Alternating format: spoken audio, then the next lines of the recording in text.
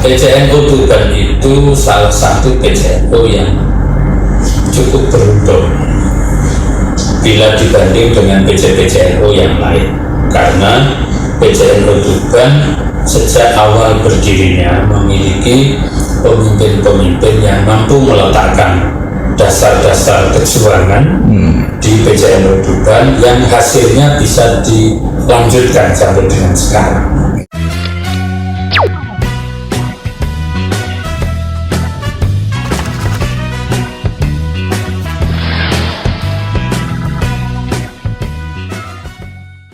Kita beralih ketika menghadapi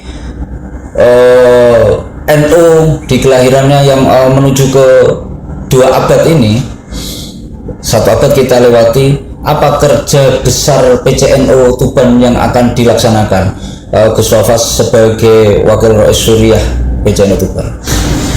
Iya, PCNU Tuban itu salah satu PCNU yang cukup beruntung bila dibanding dengan PCNU yang lain, karena PCNU Tuban sejak awal berdirinya memiliki pemimpin-pemimpin yang mampu meletakkan dasar-dasar kecurangan di PCNU Tuban yang hasilnya bisa dilanjutkan sampai dengan sekarang.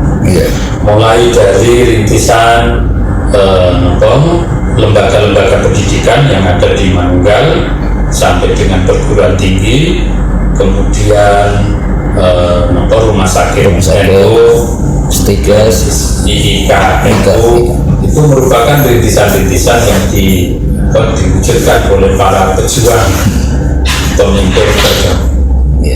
Artinya kita memasuki abad kedua itu tidak dalam situasi kosong, tapi kita sudah memiliki modal yang besar, tinggal menyempurnakan bagaimana lembaga-lembaga pendidikan itu mampu menyesuaikan diri dengan kebutuhan para peserta didik dan perkembangan industrialisasi yang sedang giat-giatnya dilakukan,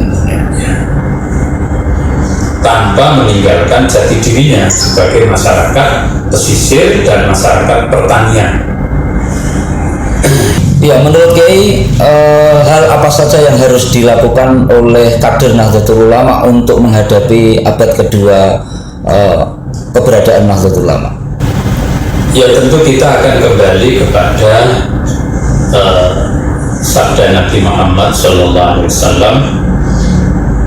Siapapun orang itu kalau ingin menguasai dunia ya dengan ilmu, akhirat ya dengan ilmu, keduanya juga harus dengan ilmu. Maka yang paling penting harus dipersiapkan dan ditingkatkan oleh Nahdlatul Ulama Tuban itu ya lembaga-lembaga yang memang ada hubungannya dengan ilmu pengetahuan, baik itu lembaga pendidikan pesantren, lembaga pendidikan madrasah diniyah, dan lembaga pendidikan umum yang terkait dengan ilmu-ilmu terapan sesuai dengan kebutuhan zaman. Itu tidak bisa dihindarkan. Oleh karena itu, pendidikan yang ada di Manunggal yang menjadi rintisannya PCNU itu seluruhnya harus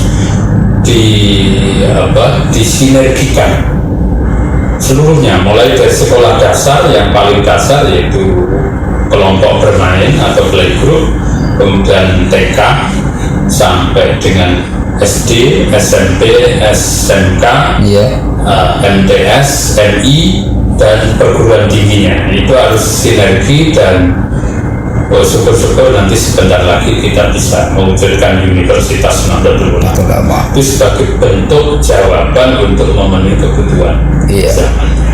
Iya, Gus Wafas sebagai wakilnya Mbah Khalil, apa yang capaian dalam waktu dekat yang harus terrealisasi?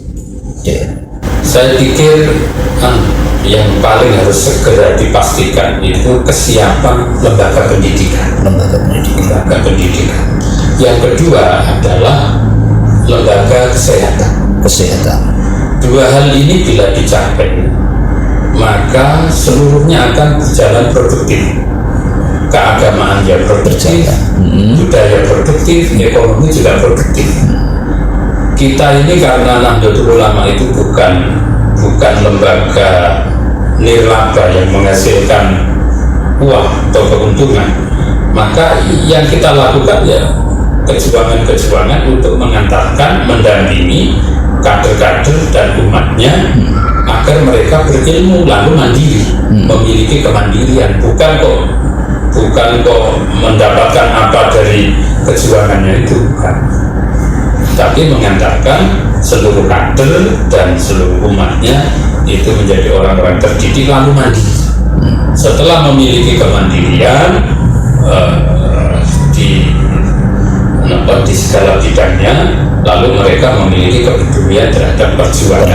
Nahdlatul Ulama. Terus kemudian generasi muda ini agar berkualitas, apa yang harus mereka lakukan? Harapan jenengan kepada generasi muda Nahdlatul Ulama Kabupaten Tuban.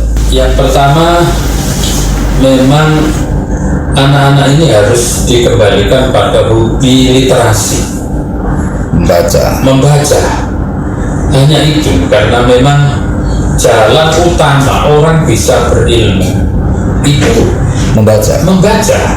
Tidak ada cara lain kecuali membaca. Berbeda kalau itu Nabi, tentu akan diberi oleh Allah Subhanahu wa Ta'ala wahyu. Nah, kita ini karena tidak Nabi, manusia biasa, maka jalan yang harus dilakukan adalah ikhtiar menggenjot hobi atau minat baca seluruh generasi muda. Literasi itu harus menjadi semacam gerakan bersama yang dipopulerkan bersama-sama. Jangan hanya menjadi gerakan sendiri-sendiri yang sunyi. Sebab kalau sunyi itu nanti tidak bisa menjadi budaya.